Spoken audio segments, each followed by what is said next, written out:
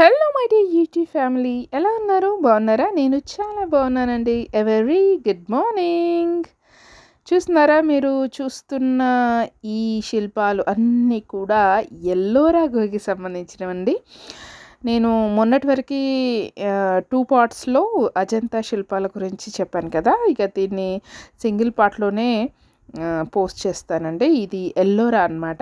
మనం ఎల్లోరా గుహలకి ఎంటర్ అవ్వగానే మనం వెళ్ళేది 16th కేవ్, 16th బి కేవ్కి వెళ్తామండి. అదే చాలా మెయిన్ అనమాట. దాంట్లోనే మనకి కైలాసనాథ విగ్రహం ఉంటుందన్నమాట. కైలాసనాథ టెంపుల్ అనొచ్చు, సింపుల్గా ఉంటుందన్నమాట. ఆ గోడలకు ఉంటాయన్నమాట. ఇక్కడ చూస్తున్నారు కదా, చుట్టూ గోడలకి ఒక దగ్గర చూపిస్తాను మీకు, అది వచ్చినప్పుడు. ఆ గోడ మీద అంతా రామాయణమే అనమాట. చిన్న చిన్న విగ్రహాలుగా చెక్కేశారు గోడకి. ఆ రాతి ఇక్కడ కనిపిస్తుంది కదా, ఇదే అండి. చూస్తున్నారా, ఈయనే కైలాసనాథ. శివపార్వతుల విగ్రహాలు కూడా ఉంటాయి ఇక్కడ. ఇది ఒక గోడకు ఉంది కదా, ఇంకొక గోడకు శివపార్వతుల విగ్రహాలు. వీటినే కైలాసనాథ అంటారనమాట. చూడండి, ఇదన్నమాట. 16th చాలా ఇంపార్టెంట్, ఎందుకంటే మన హిందూ దేవతల్లో కూడా కనిపిస్తారనమాట. అలాగే రామాయణం కూడా చిన్న చిన్న విగ్రహాలుగా మొత్తం స్టోరీ అంతా చెక్కబడి ఉంది. నేనంత డీటెయిలింగ్గా తీయలేకపోయానది. చూపిస్తాను ఏ గోడకు. ఇలా అన్ని గోడలకు కూడా చక్కని విగ్రహాలండి. అసలు అజంతాతో పోలిస్తే ఎల్లోరా గుహల వర్క్ చాలా ఎక్కువ అని చెప్పొచ్చు అనమాట. అంటే గోడలకు, ఆ రాతి గోడలకు చెక్కారన్నమాట శిల్పాలను. అసలు అన్నీ ఎక్కడ చూసినా బుద్ధుని విగ్రహాల మధ్య ఒకటేసారి మన శివుని విగ్రహం చూసేసరికి నాకు చాలా హ్యాపీ అనిపించింది. కైలాసనాథ ఇది ఫేమస్ అనమాట.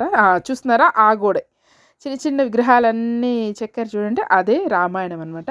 రామాయణం అంతా చెక్కబడి ఉంటుందన్నమాట దానికి. ఇది ఇంకా బయటే అనమాట, ఎంట్రన్స్లోనే ఇవన్నీ ఉన్నాయి. ఇంకా లోపలికి వెళ్తే ఫస్ట్ ఫ్లోరు, సెకండ్ ఫ్లోరు అన్నట్లు కూడా ఉన్నాయన్నమాట. మేము ఫస్ట్ ఫ్లోర్, సెకండ్ ఫ్లోర్ అలా ఏం ఎక్కలేదు. కాకపోతే కింది నుంచే మొత్తం తీసాను చూడండి. మళ్ళొకసారి వస్తుంది ఆ గోడ, రామాయణం గోడ. ఇదండి రామాయణం గోడ. ఇవన్నీ రామాయణం మొత్తం ఆ గోడ మీద చెక్కి ఉంచారన్నమాట చక్కగా. అసలు ఇది బాగుంది కదా. ఇక్కడ స్తూపం కనిపిస్తుందా, ఆ పొడుగుది.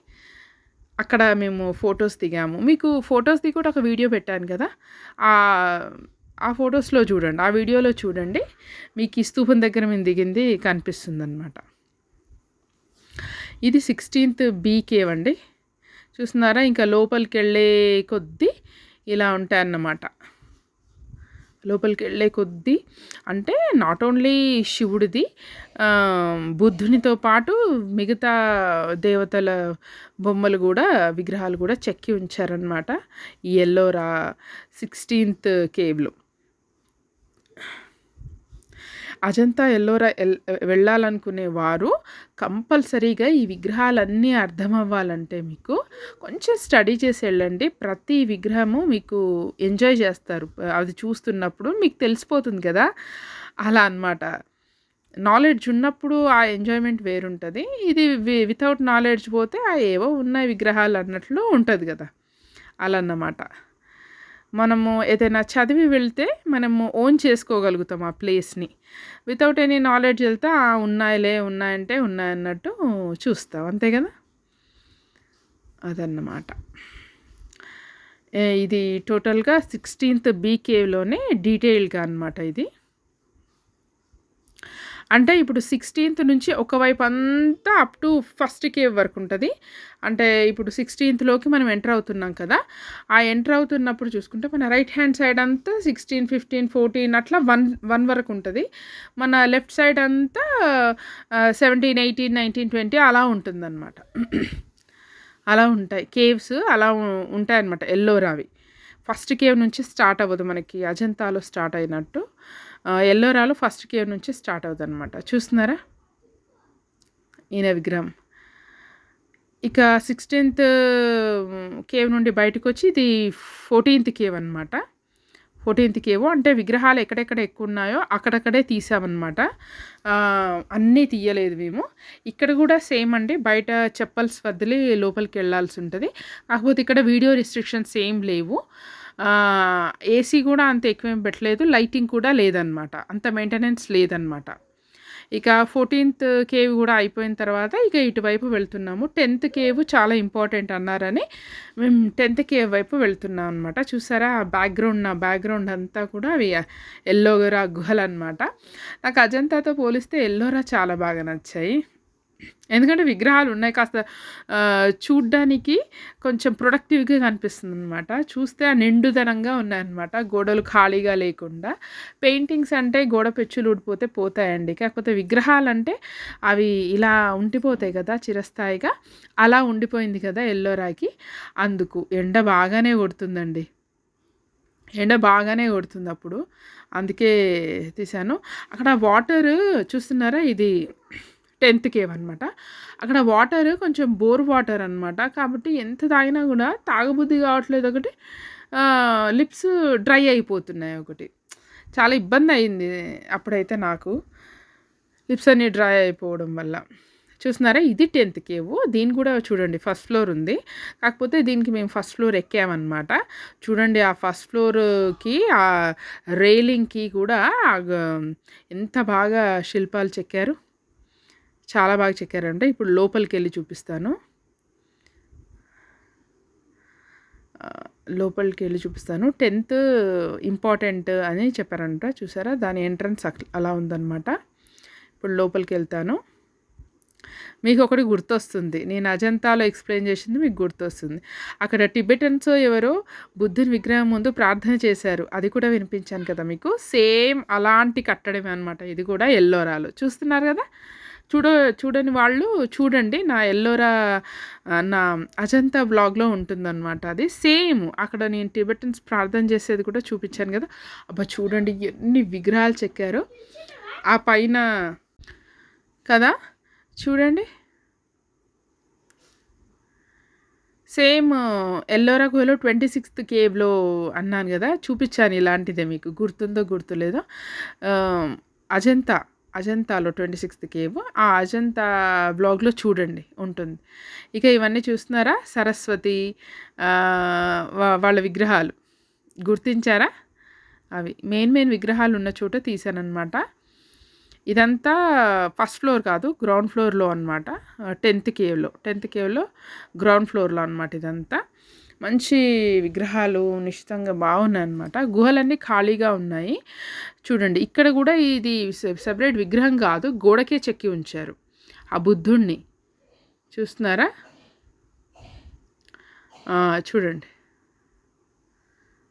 చూడండి దీంట్లో కూడా సెపరేట్ బుద్ధ విగ్రహము లేదు, గోడకు చెక్కేశారనమాట ఈ దీంట్లో. చూడండి అప్పటి వస్త్రధారణ, అప్పటివి దేవుళ్ళవి అన్నీ కూడా చక్కగా నిశ్చితంగా చెక్కారనమాట. చూస్తున్నారా ఈ గుంతలు ఏంటంటే అప్పట్లో రోళ్ళు అనమాట. ఇవి రోళ్ళ కోసము అలా చెక్కుకున్నారనమాట, అలా గుంతలు తయారు చేసుకున్నారనమాట. చక్కగా అనిపించింది నాకైతే చూస్తుంటే ఎల్లోరాలో. చూడండి కాకపోతే లోతైన గుంతలు, పెద్ద పెద్ద గుంతలు కూడా తీశారనమాట. ఇక ఫస్ట్ ఫ్లోర్కి వెళ్తున్నాము. ఫస్ట్ ఫ్లోర్లో కూడా గుహలు ఉంటాయి, కాకపోతే దాంట్లో పెద్దగా చూడడానికి ఏం లేదు. ఏముంటుందంటే ఆ రేలింగ్కి మాత్రం మంచి చిన్నగా విగ్రహాలు చెక్కారనమాట. అది చాలా నచ్చింది నాకు. ఇంకా పైనున్న గుహలలో ఏమైనా ఉంటాయేమో ఇలాంటి విగ్రహాలు అని చూడ్డానికి వెళ్ళాను. కానీ పైనుంచి చూస్తుంటే వ్యూ చాలా నచ్చింది అనమాట. పిల్లలు అయితే బాగా ఎంజాయ్ చేశారండి. అటు అజంతాలో ఇటు ఎల్లోరాలో చాలా స్పేషియస్గా ఉంటుంది కదా, కానీ ఇలాంటి ఎత్తైన ప్రదేశాల దగ్గర కొద్దిగా జాగ్రత్తగా ఉండాలి. కాకపోతే పిల్లలు అయితే బాగా ఎంజాయ్ చేస్తారు. చూస్తున్నారా ఆ రేలింగ్కి చిన్న విగ్రహాలు ఎంత బాగా చెక్కారు అసలు. పైనుంచి వ్యూ అనమాట, అది ఎంట్రన్స్, పైనుంచి వ్యూ ఇది. చూడండి ఆ గోడలకు చూడండి ఎంత బాగా చెక్కారు. కాకపోతే ఈ గుహలు ఖాళీగా ఉన్నాయి, ఏం లేవు. గోడలకు మాత్రము చెక్కారు విగ్రహాలు బాగా. అదనమాట. పైనుంచి వ్యూ బాగుంది. పిల్లలైతే బాగా ఆడుకున్నారు. ఇంకా చిన్న చిన్న జలపాతాలు ఉన్నాయి కదా, అవి బాగా నచ్చాయి నాకు. అజంతాలో కానీ ఎల్లోరాలో కానీ. ఇంకా ఎల్లోరాలో కొంచెం జలపాతంది తీశాను కదా నేను ఆల్రెడీ. ఆ జలపాతంది సౌండ్ వచ్చేది కొద్దిగా పెట్టాను, మీరు కూడా వినండి. ఆ వాటర్ ఫాల్ సౌండ్ వస్తుందన్నమాట. అది కొంచెం పెద్దగా ఉంది దీంట్లో ఎల్లోరాలో పెద్ద జలపాతం అనమాట. వెరాజ్ అజంతాలో చిన్న జలపాతం. చూడండి బుద్ధుని విగ్రహాలు చూస్తున్నారా, మంచిగా చక్కగా. అబ్బా, ఏం వర్క్ అండి బాబు, ఎంత బాగా చెక్కారు.